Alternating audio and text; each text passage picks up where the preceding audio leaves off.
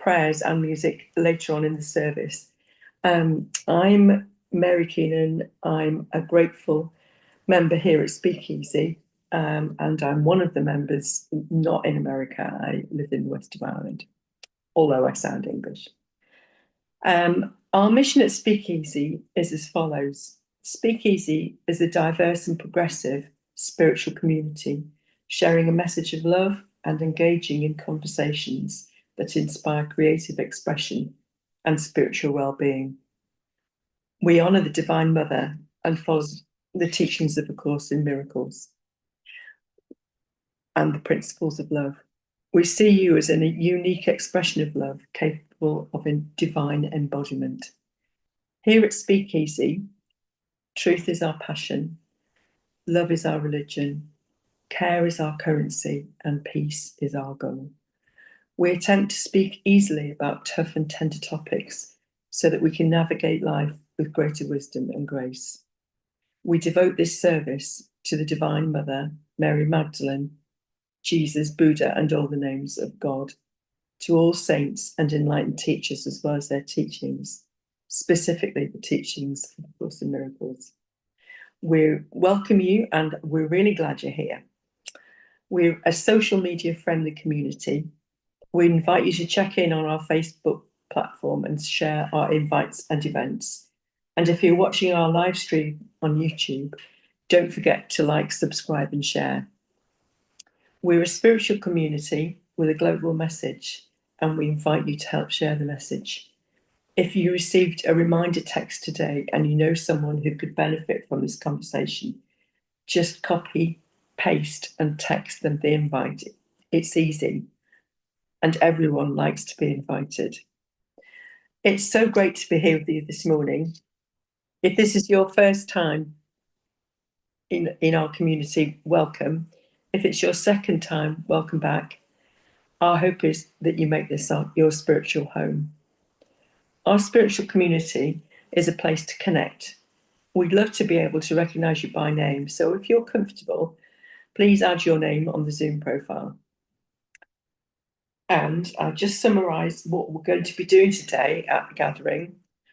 Before we get to the talk and community conversations, Marie D'Alessio will be sharing invitations and announcements, followed by Barb Curl leading us in prayer and meditation. And we'll then have the talk, the community offering, and then the really, really creative and exciting bit, the conversation. And in this conversation, we encourage you not to leave your brains, your beliefs, or your backgrounds at the door. We don't have all the answers, but we really love the questions. So now you have a roadmap about the flow of our gathering. I'll pass to Mari for our announcements.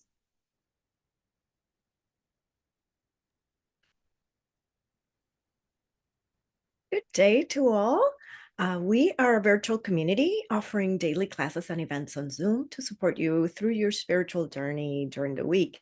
Some of the highlights that I would like to invite you to participate in are Monday through Friday at 7:30 a.m. Central. You can join us for Sacred Movement Yoga, a gentle yoga practice to start your day balanced in body, mind, and spirit.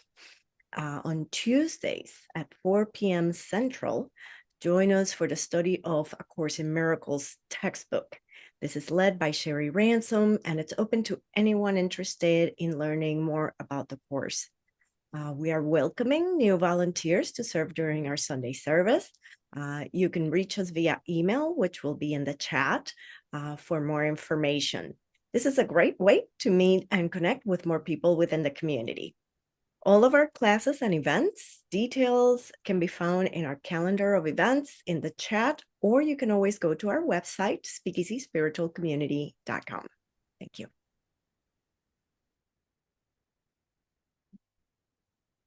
Morning, beloved Speakeasy community.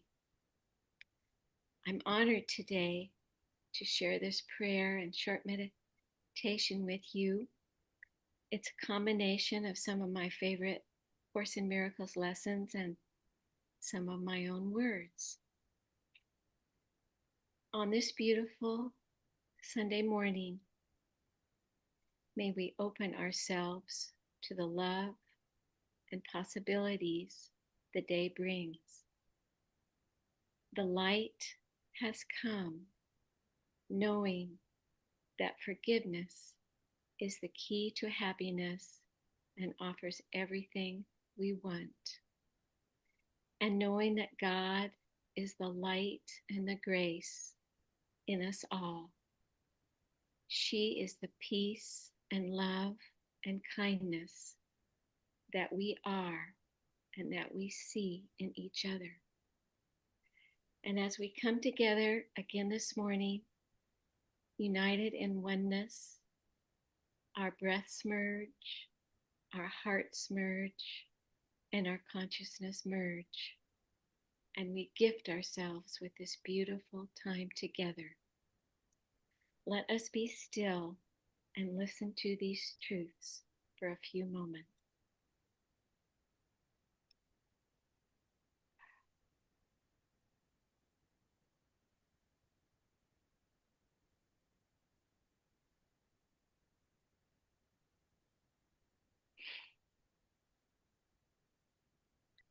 We are the light of the world. Forgiveness is our function as the light of the world. We are truth and we are grace, whole, perfect, and complete. And so it is. Amen. I'll pass to you, Todd.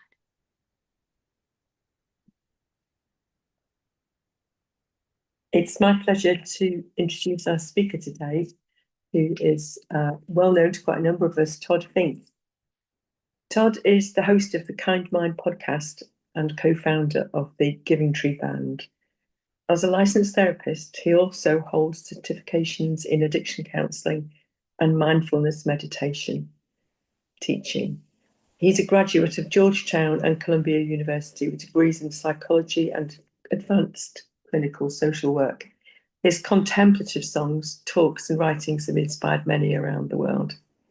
Todd is our guest speaker once a month, and you can find ways to connect with him in the chat. So, without further ado, I'll pass to Todd.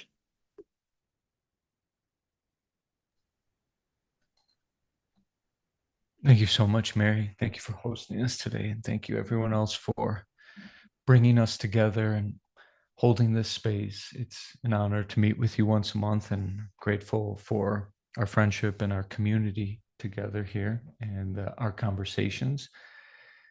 And it's an honor to be able to initiate conversation, not as an authority, but as a spark.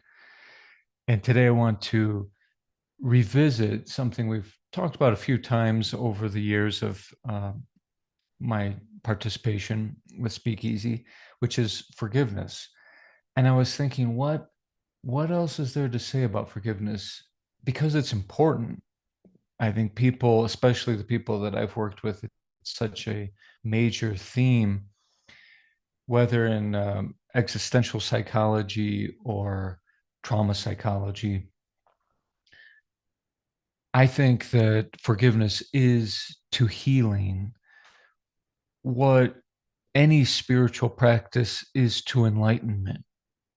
None of us would do any spiritual practice if we hadn't come across a text or a person like A Course in Miracles or Autobiography of a Yogi or the Bible with a promise of salvation and start to practice.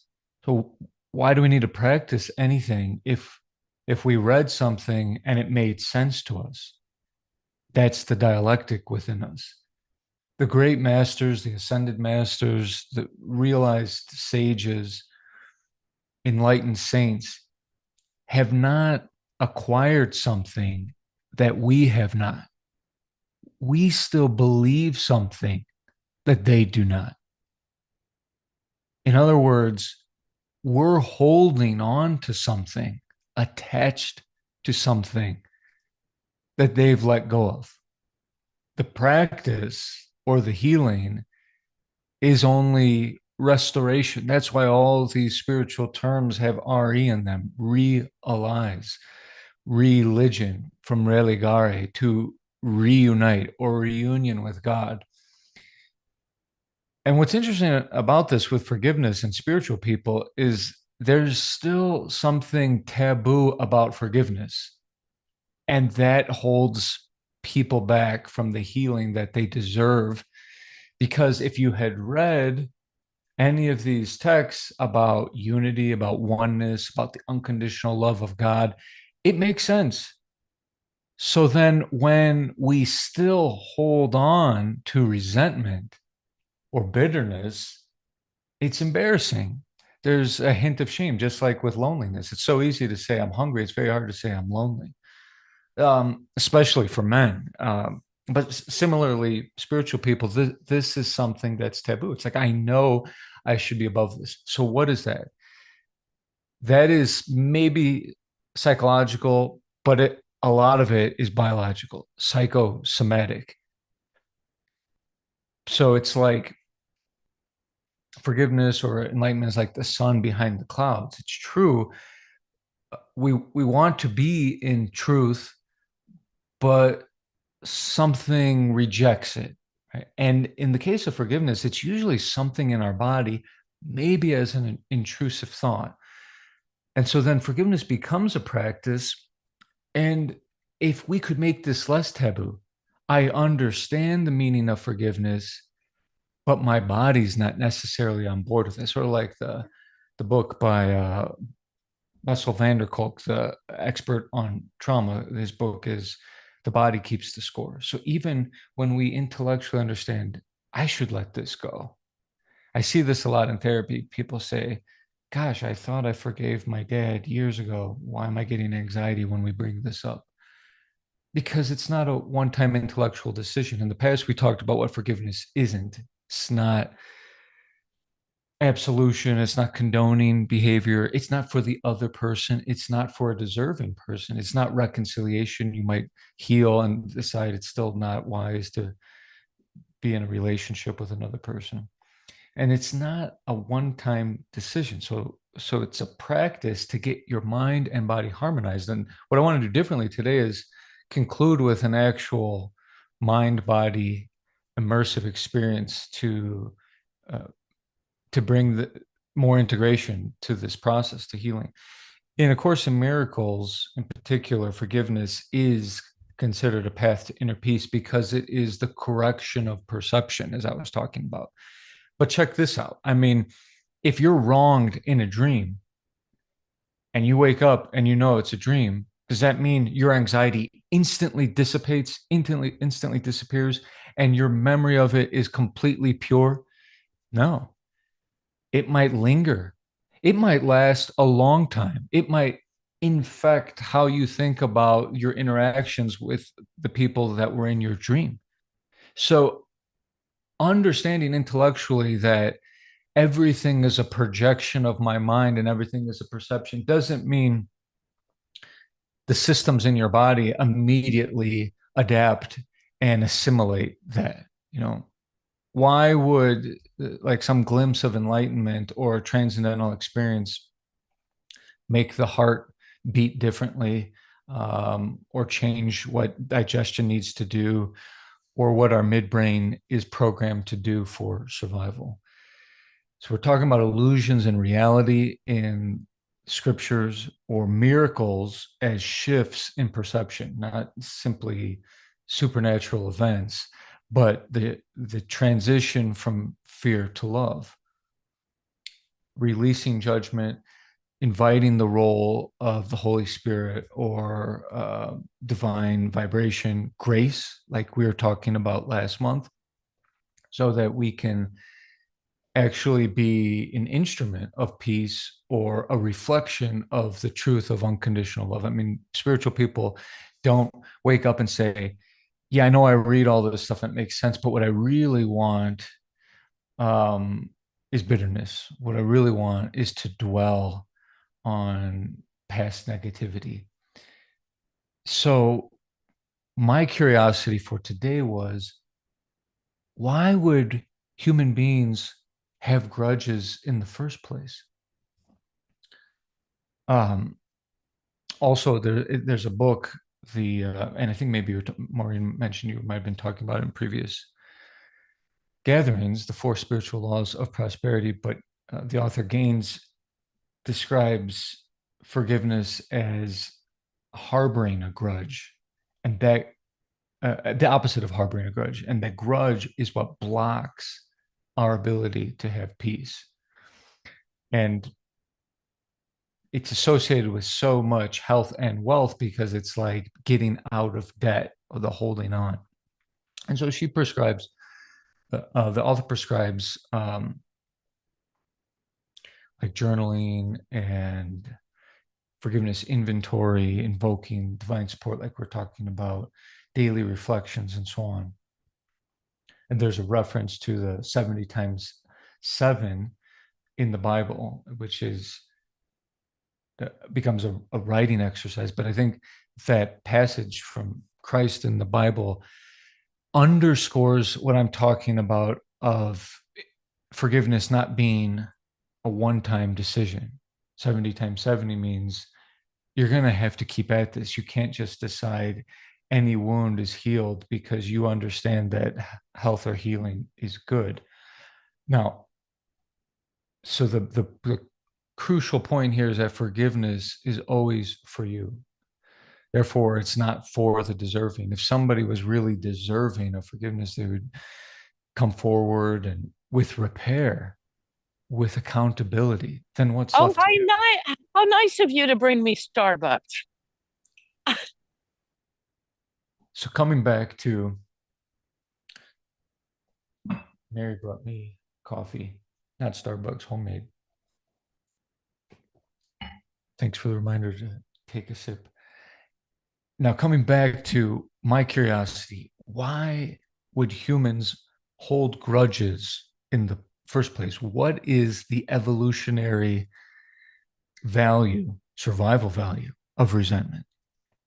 One, holding on to resentment is a kind of social alarm system. Someone wrongs you and you just immediately forgave by default without consequence, they might take advantage of you again. And now this has been distorted in modern times as people feeling like their bitterness somehow protects them.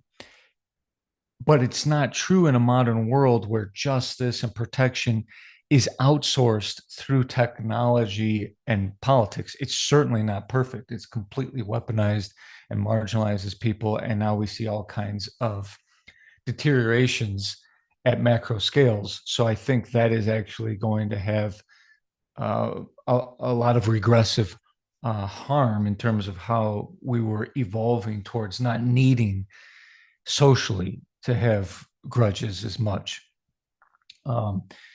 Secondly, this involves reputation and status. Carrying a grudge for like hunter-gatherers and even retaliating against someone who betrayed you would demonstrate strength and signal to others that you're not going to be easily exploited.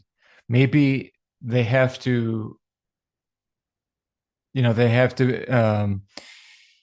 be a lot more cunning, or they have to bring a lot more weaponry, but that might deter people.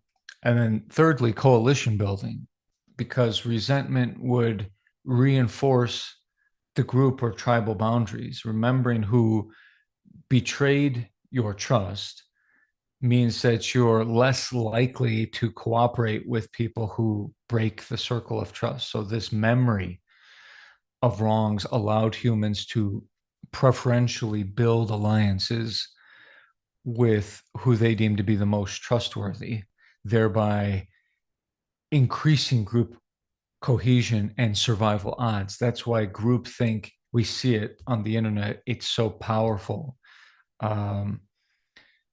Groupthink, dogma, politics, religion, fear, it holds the whole global society in its grips. Fourth, energy conservation, because grudges simply function as a cognitive shortcut when we can't hunter-gatherers can't go on the internet and check out someone's LinkedIn profile and see what they're doing now. Have they atoned? Have they changed? What are they posting on X or on Facebook? So someone crosses you and you don't see them for years. We've evolved to just simply default to resentment, to bitterness, to not wanting to give a second chance and preserving the memory of the social violation. And because in ancestral environments where repeated encounters with the same small group were inevitable, remembering the betrayals was actually adaptive. And fifth, we want justice. Evolutionary psychologists argue that humans evolved a sort of cheater detection system. Resentment drives us towards justice. The problem with resentment in spiritual terms, resentment means you want to hurt somebody else, which is not aligned with unconditional love. When justice does not mean punishment, it can be pursued without hatred. That's moral growth, where you're simply looking for health. But resentment would drive the hunter-gatherers toward justice through punishment, revenge, or exclusion. But this ensured that cheaters bore the costs and ensured that cooperation could become stable in the long run. 6, kinship and resource protection. If resentment motivates one to guard against repeat offenders, it indirectly protects vital resources like food, mating, territory, alliances. Forgiving too quickly may lead to reconciliation, which would have risked the safety of one's children or family by allowing abusers repeated access.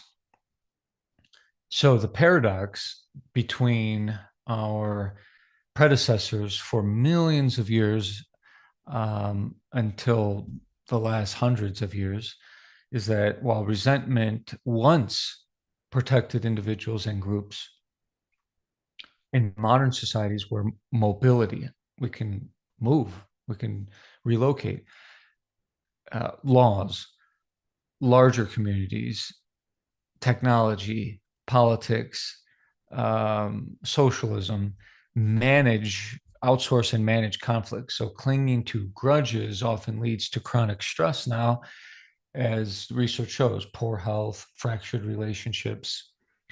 And evolution provided the emotional circuitry, but our culture today is still in flux. And so that and consciousness can reshape how we understand forgiveness and how we understand grudges. So what I want to do to conclude is actually have an immersive experience. But I just want to pause here and let us kind of like let that simmer for a moment, because what I was describing between ancient man and modern man means as a civilization, we're in midlife, but time is fractal, which means cycles are embedded with cycles. The winter of the year, winter happens every night before we go to sleep. Winter happens before death in the lifespan. Similarly,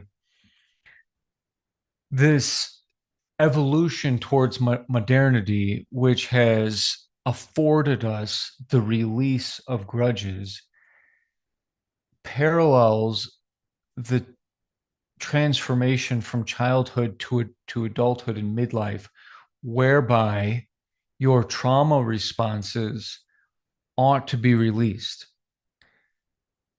And we all go through adverse childhood experiences, and many of us deal with traumas, either betrayal, abuse, abandonment, neglect, chaos, dysfunction, poverty, racism, discrimination, and so on. But the defense mechanism, like holding a grudge, holding resentment, the bitterness, the retreat, the avoidance, that would have been the safest and best survival instinct. A kid going to their room while dysfunction happened between their parents downstairs and playing video games or getting high would probably be a better alternative than getting in between your parents and getting caught in the crossfire. But in adulthood, avoidance of tension, avoidance of conflict, retreating from opportunity now becomes self-sabotage, right? But just because a person can understand, I don't live with my parents anymore, or my parents can't control me anymore, let's say they're the source of one's trauma, doesn't mean the body goes, great, let's do it. Let's lean into every discomfort. That's why we need practice. So the practice today, the mind-body practice, is called pyramid meditation, and it's built off of the hierarchy of needs by Abraham Maslow, which is described as a pyramid. At the base, what do we have? Our basic needs: food, water, shelter, air, oxygen. That is safety and security. Above that, if a person has safety, what do they want? They want connection. So love and belonging. If you have security, you have a family or connection or part, they want to find meaning in their work. They want to express themselves. They want to be creative, but you have to be free enough to do that. Freedom and meaning. Even if a person has loving, supportive family and a safe and secure home, if nobody will accept their ideas in their job, they're not going to be happy. If you have all that, a person wants peace and contentment. Person, if they're to retire, they want to feel like I made a difference, I made an impact. I don't feel the compulsion to do more. And what is at the top of the pyramid? According to Maslow and spiritual philosophers, self-actualization, or the shedding of the attachment to ego. And what is ego? False sense of identity. I am this. I am a counselor. I am a musician. I am a man. I'm my name. I'm Todd. Shedding all that to get to the most subtle and essential truth of pure consciousness. Or I'm a soul that is an expression of the universal spirit. But what's amazing about this pyramid is that you can find each of these stages of our needs embedded in the body. The pyramid is in the body. And when we hold grudges, when we have resentment, when we have bitterness, and we are in need of forgiveness, it's usually because somewhere on these levels we were violated, we were held back, we were denied. And oftentimes the wound is actually stored energetically, sometimes physiologically, in these spaces. So let's come back to the first one: safety and security. In the gut, in the core, on down, is where we symbolically and literally process the concept of safety and security. The first place you would feel unsafe is in your gut, because that is where the adrenal glands sit above the stomach. And from there, it may ripple out down even to your legs. So we will feel just the first sensation of uneasiness is going to be like butterflies in the stomach. But we also talk about this metaphorically. Can I stay with you until I'm back on my feet again? Not literally till I'm standing up, till I have established security, right? So what happens when we constantly have culture teaching us that your safety and security is in your gut on down? That's going to be where we feel it and store it. Love and belonging. Where's the center of love? Of course, it's in the heart. We draw the heart. We talk about the ache being where? When we lose love, not in the stomach in this case, not in our hands or head, in our heart. A broken heart. And broken heart syndrome is a documented medical phenomena.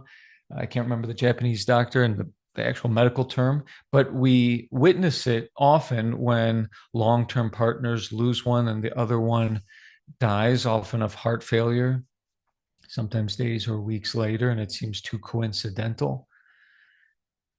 When you bring up love, just the idea of love, people often, especially with those in need of forgiveness, default to what they've lost, who they've lost.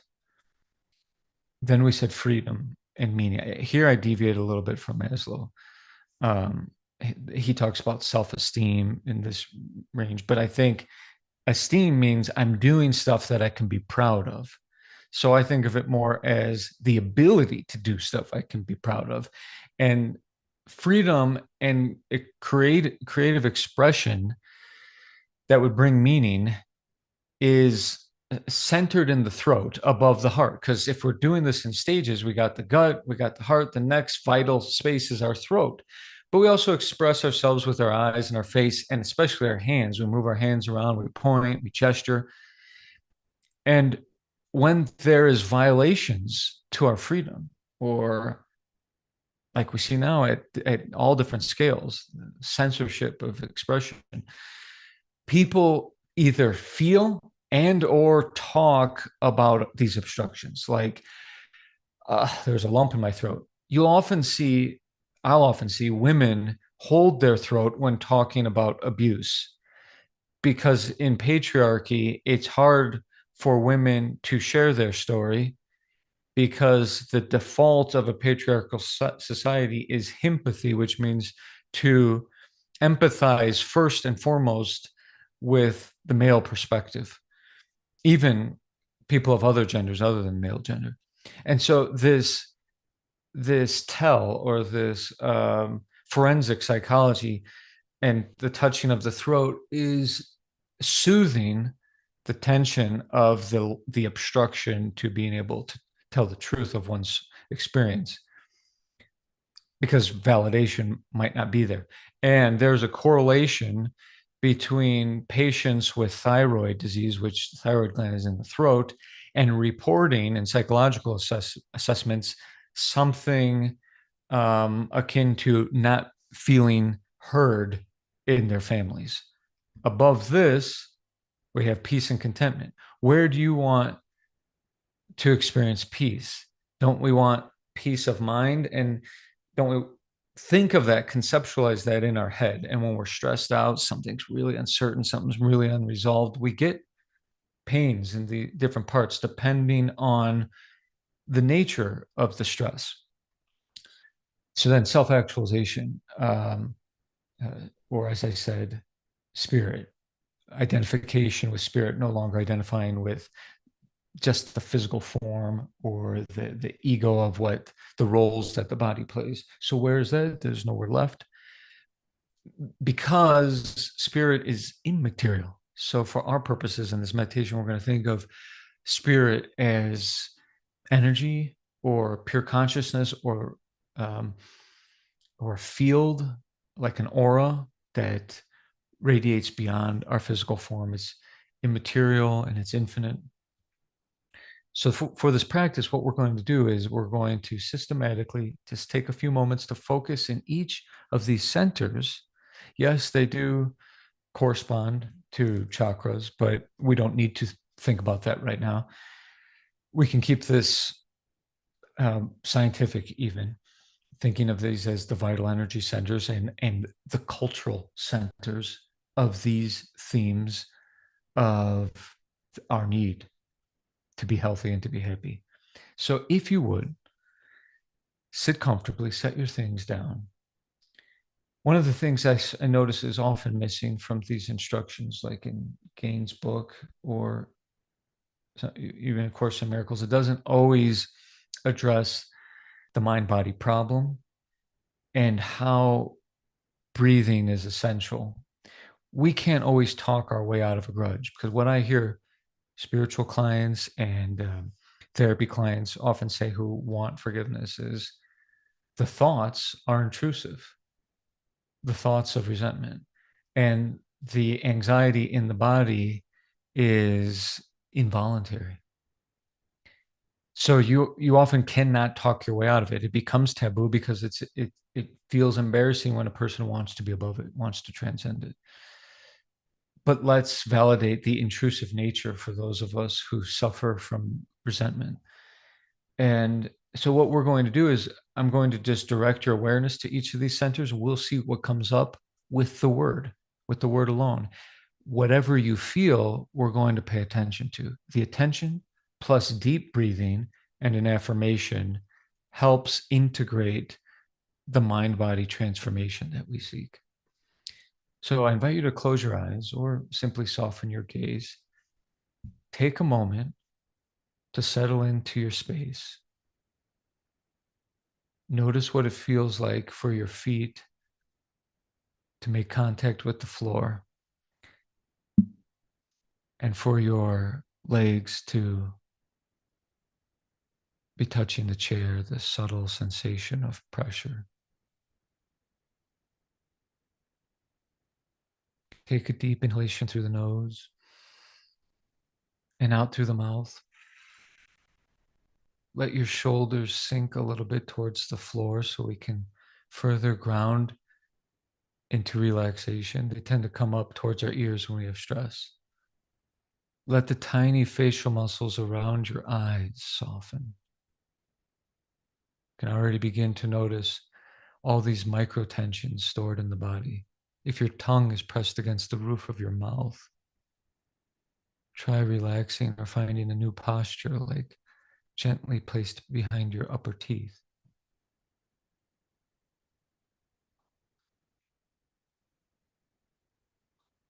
Then I invite you to bring your awareness as if you were placing your hand on your loved one to take their temperature.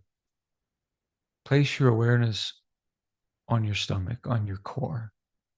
Resting your awareness, your attention here, feeling into this space. Silently say to yourself the word safety. Think of the word safety and just notice if your body expresses anything.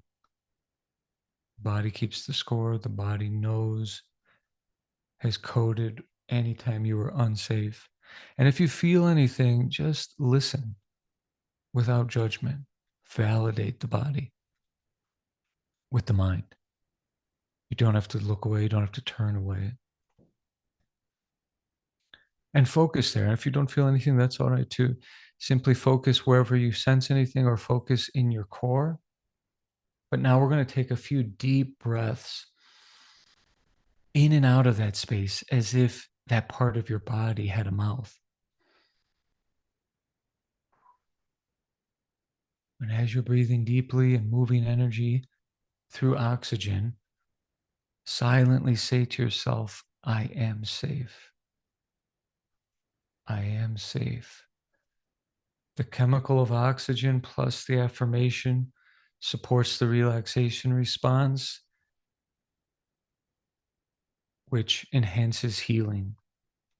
And then you can breathe normally and relax. Bring your awareness up the pyramid into your heart, resting your attention on your heart for a minute.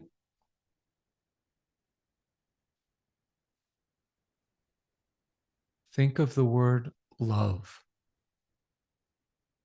Love. Though we understand the truth of unconditional love, the body may sense disruptions in relationships or violations of trust. or lost connections. Wherever you feel anything when you think of love, focus there or simply focus in the heart. Once again, breathe deeply in and out of that space while silently saying, I am loved. I am loved. And then you can breathe normally and relax. The affirmation reflects the practice of self-compassion, self-acceptance, the shift of perception beyond right and wrong to reality and illusion, transcending illusions. Then bring your awareness into your throat.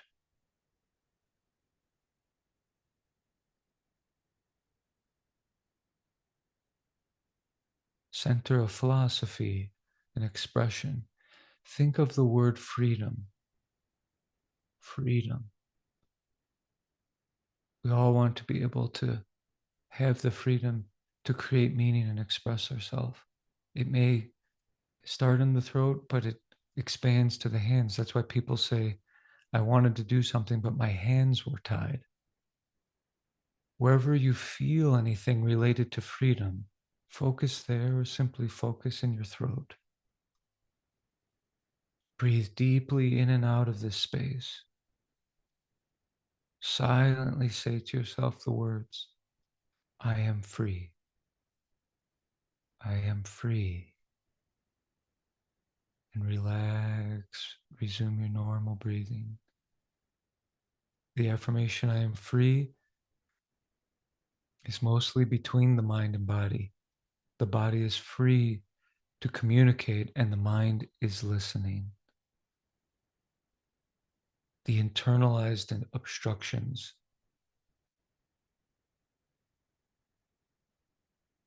are removed for the time being. Then bring your attention up towards the top of the pyramid into your forehead or third eye. Focusing here, think of the word peace. Peace. Everyone has a story about their journey or what stands in the way of feeling contentment. Wherever you feel anything, focus there or simply focus in the head. Once again, breathe deeply in and out of that space while silently reciting the affirmation, I am peaceful. I am peaceful. And then relax and resume your normal breathing. The affirmation is simply a reflection of truth. We said last month that I am good enough, I am worthy, because God's grace makes it so. The final part of this practice is to bring your awareness to the space around your body, 1 to 2 inches away from the skin. Try to feel into your aura and your energy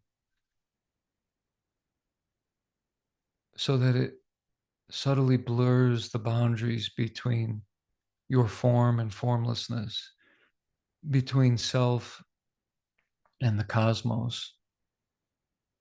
There's warmth, there's electricity, there's magnetism. Feel into the space around your body while silently thinking of the word spirit. Spirit. Sometimes we hold resentment even in the aura, in the space or direction. If you feel or sense anything, focus there or simply focus on the aura and now silently say to yourself, I am spirit, while breathing deeply in and out of that space. I am spirit.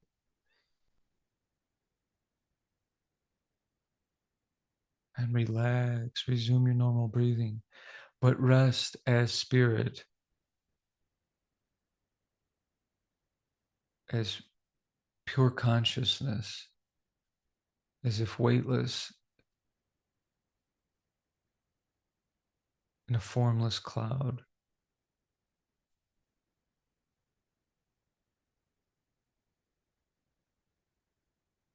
Then gently bring your awareness back into your body. Once again, feeling the sensation and presence in your space, in your seat. Take a deep inhalation through the nose, deep exhalation out through the mouth. Then slowly resume your normal breathing. And when you feel ready, you can slowly open your eyes and return to our virtual space together.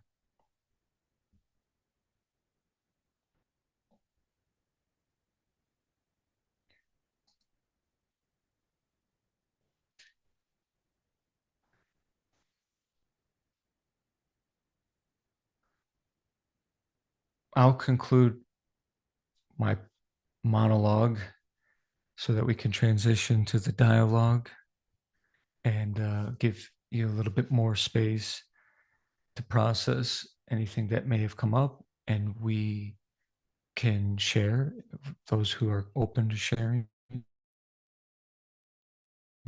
If you like to share your wisdom or reflect together on the broader topic of forgiveness as we explored in the talk. So again, my gratitude for the sacred space and for the opportunity to participate in Speakeasy today. Thank you.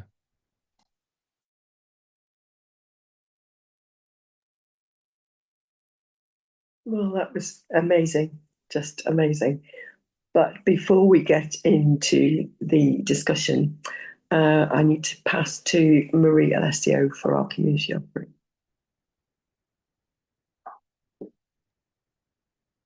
Thank you, Todd. Yes, looking forward to the conversation. Speakeasy is a non-for-profit virtual spiritual community, and we exist on the generosity of our community members. We thank you for playing your part and for taking the opportunity to make a donation for today's daily bread. Your generous donation helps us to bring leaders, artists, and speakers to Sunday service and keep important conversations going. As you were spiritually fed by today's conversation, I invite you to go within and just see what is yours to give. No gift is too small. All contributions are tax deductible here in the United States. And the donation link, you will find it in the chat, or you can always go to our website, speakeasyspiritualcommunity.com, and at the top, just find a tab that says Give. Thank you so much.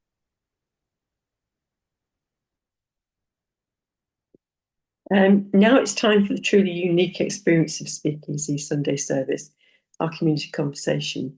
This is where we invite you to speak easily, to find your voice and your truth, and share your thoughts, inspirations, awareness, and your questions in community. When you feel called to share a question or comment, please raise your virtual hand, which is located in the reactions tab at the bottom of the screen. Please also note to leave your video on when doing so, as we want to know and see you. And I'll get us started, Todd, by just saying how blown away I am about your link between the mind and the body and the harmonization for that, in terms of developing forgiveness and the practice of it. And I think it's probably the first time I've heard it said quite so plainly, and it really makes an awful lot of sense to me. I've had some experience of hypnosis, and I think there's some link between the state you enter when you're meditating as we were then, and the hypnotic state, and how it frees your mind up because you lose your fight and flight response to let other things come through. And I just wondered what observations you had on that. Thank you for sharing that, Mary. Right, you make the important point that fight flight is a reflex, so it's part of nature. If we were to entirely remove that reflex, that wouldn't mean maturity. That would, at the biological level, that would be a malfunction. Yeah. So, and you also remind me of a point that I overlooked in the talk, which is forgiveness is not only for our life, but for our ancestors. Much of our grudge or resentment is intergenerational, and some of our traumas are epigenetic because we inherit the stories of our ancestors. I definitely encountered this in counseling, but all life experiences this, or all mammalian life, I should say. There was a study of mice in 2013 at Emory University, which were exposed to a chemical odor, acetophenone, which smells like cherries or almonds, and then they were administered electric shocks. Well, eventually they're conditioned to have a trauma response, anxiety around the smell alone. But the interesting part of the study was that their offspring, with no exposure to shocks, also displayed what would be akin to anxiety disorders and PTSD without having lived through the trauma.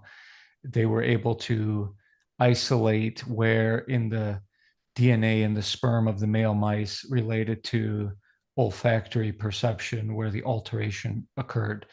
So we are, to a great extent, living out these biological codes, and they're fragile, and they're manipulable,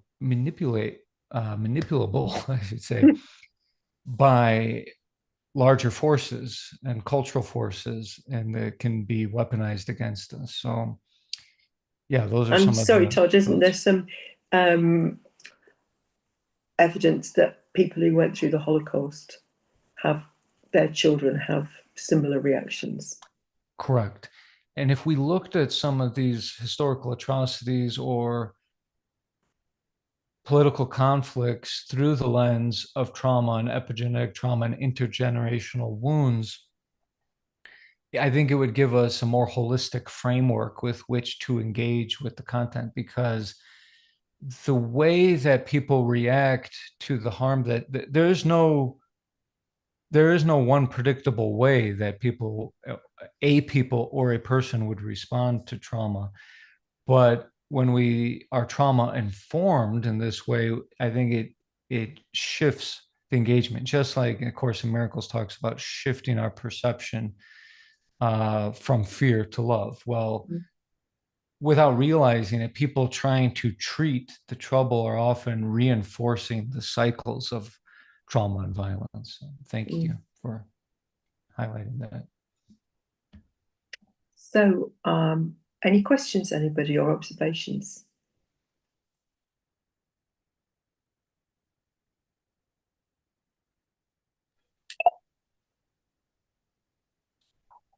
Yeah. Hey. Hi, Chris. Hey, how's it going? Oh, this awesome talk. Yeah, the whole forgiveness thing is kind of almost a trigger thing for me after being exposed to Christianity so deeply, and Jesus is one of his mandates, or one of his asks to us, to forgive each other. But then there comes this whole idea, he's asking us to forgive each other when there's this other idea of punishment and hell. And this whole idea of God being a fair God and just, but this just God is telling us to forgive some horrible thing, yet but he's not gonna. I mean, there's a real imbalance there. And it's something that, being in Christianity was always kind of living with. But coming to the Course in Miracles, it's really cool. It says that forgiveness is only something that we're going to encounter in this realm.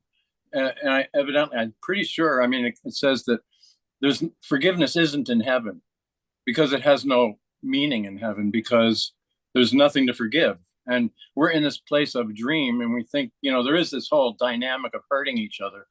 But there's this other idea that we're safe in the midst of this, and our God didn't abandon us to doom. So the forgiveness thing has this kind of this weird thing in religion, because people don't really notice it. But wouldn't that be kind of like immoral for God to want us to forgive each other when He Himself was going to torture us forever and ever, like people think it says? But yeah. Thanks, Chris. Those are some powerful reflections. And I think you hit on something, very profound, which is forgiveness is in the realm of duality, right? So like healing is only relative in the sense that there's health and sickness, and salvation is only something to aspire to in with delusion. But like, let's take the elbow, for example. There's no sight or blindness for the elbow, because there's no play of duality there. So yeah, like in truth, there's nothing to cure, nothing to fix. However, it reminds your notes about heaven and hell remind me of a Zen parable. I don't even know if it's a parable. I think it's something that happened. There was a soldier who encountered a Zen monk during some conquest, and he asked the monk to teach him what the true meaning of heaven and hell is. And the monk says something like, I don't know if you're worthy of this lesson. Do you even have the courage to learn this lesson? You seem like a fake soldier. He starts insulting him, saying, do you even know how to use that blade? And it's starting to trigger the guard, and he pulls out his blade and says, and he's threatening to kill the monk, reacting to all these insults. And as he raises his blade, the monk gently says, this is hell. And then in that moment, the soldier becomes self-reflective, and he realizes that this desire to punish, to kill, like, has started to be relieved, and he's relaxing into the feeling of humility. He lays the sword down, and he bows down to the monk in reverence and gratitude. He's like, you actually showed me, you proved me what a hellish experience can be like, just like that. And in that humility and gratitude, the monk blesses him and says, this is heaven. The point is simply what you're saying, that humility, arrogance, these are the pairs of opposites, heaven and hell. Yeah, they're relative concepts in the midst of delusion and trying to work our way out of the dream. Oh, thank you, Chris. Yeah, it's almost like you could say forgiveness could be a fulcrum for love. Love is the overarching thing, but forgiveness is the thing that can facilitate that love. And it could actually, non-forgiveness could block it. So something like that. So yeah, wonderful point. And the way to kind of experiment with this, go for a walk when you feel bitterness, when you feel hurt and resentment. Go for a walk, and when the prospect of forgiving for a lot of people is like, I can't imagine forgiving because I would never want to be vulnerable. But take a walk as if there's no one can wrong you, as if you're as pure consciousness or pure spirit. You don't have to actually do the work, but just like contemplate, what would it be like if I was untouchable in the spirit? Nobody has ever wronged me. It's all a dream. How would I walk? How would I walk if I were totally healed? And of course, it's not going to be permanent, but it can just start to orient a person to the lightness of being. Thank you again. Yes, it's just allowing yourself to think, though, out of the box and with forgiveness. Yeah, coming back to it. Right, who else is going to give us the benefit of their thoughts?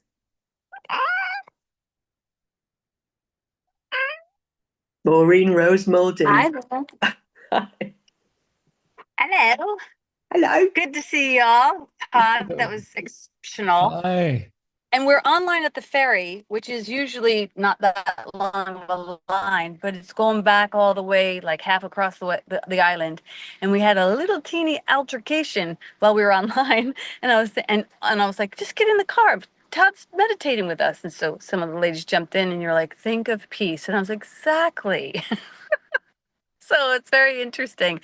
But my two comments were, what's interesting, Good to know. war is always available and peace is always available. And we get to choose. Well, my two thoughts and comments, I'd love to hear what your thoughts are, is, in the Course in Miracles, we say that, like giving and receiving are one and the same. And so we ask for forgiveness, but do we grant forgiveness? And both ends of that are important to practice. Like, not only what am I willing, to say I'm sorry or to be a living amends around, but also where have I not let somebody off the hook in regards to like receiving a living amends, or even not just letting my mind be free of it. And one way that the Course deals with that is that it asks us this question: would I accuse myself of that? And when I ask that question, more often than not, there's a Rolodex, and for the youngsters in the crowd, a Rolodex is an old way of using collecting contacts. But there's this Rolodex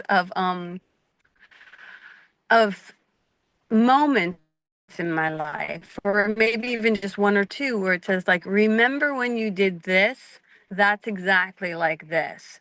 So if you want to be forgiven, you have to forgive. And it's been a very helpful application. And so I wonder what your thoughts are on that. I think that's a really powerful contemplation. Thank you, Maureen. And it seems to echo part of the gospel, which is something to the effect of Christ teaching to forgive because, yeah, your Father in heaven forgives you. So don't hold on to the debts of your neighbors, or like similar to don't judge lest you be judged. More like, do you want the unconditional loving Holy Spirit to judge you? Of course you don't, right? So why should you break that promise? I love the idea of bringing those together. Like you said, we're asking for forgiveness. Like one of my prayers every night is, please forgive me for my mistakes today, or my errors today. One way I think we could really tap into this energy that you're inviting us into, Maureen, is to have a mental model for our life, which is something like, I'm just on borrowed time. Anything I touch, use, earn, acquire, experience is all the generosity of God, the grace of God. There is nothing that is mine that I'm due. He or she is giving me the experience of a lifetime. So anytime I want to deviate, or I feel the compulsion to deviate, to just remember it is a deviation from that truth, that this whole experience of lifetime is a gift. It's beautiful. Thank you for that. Yeah, it's really a great reminder. Thank you. Thank you. Good to see you today.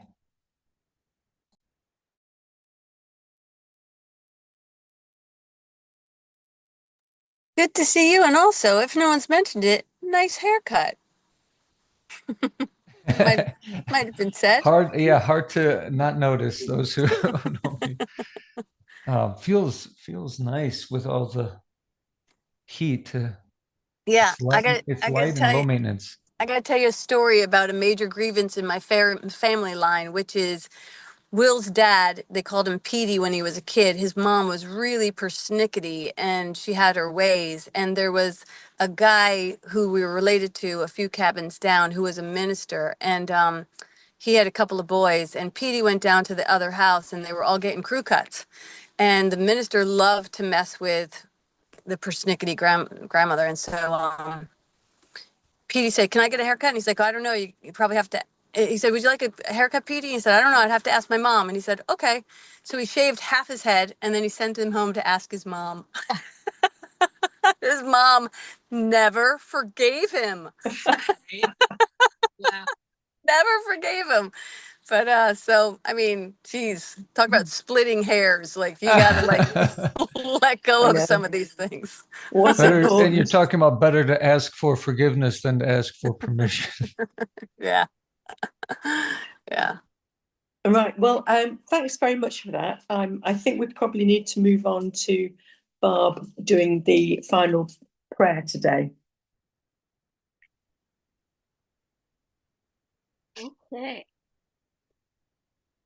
Let's close this beautiful and wise service with this prayer from Lesson 63 in A Course in Miracles.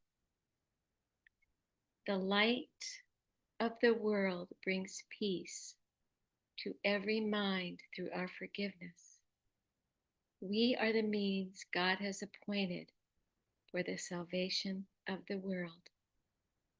And so it is. Amen. Have a beautiful day, everybody. Love you all. Thank you, Barb. Thank you, Mary. Thanks, Maureen. Mari, thank you, Jack, as always. Love you all. And a funny haircut. Yeah, everyone, that was really Chris and fabulous. everybody, thank you for your Namaste. gifts.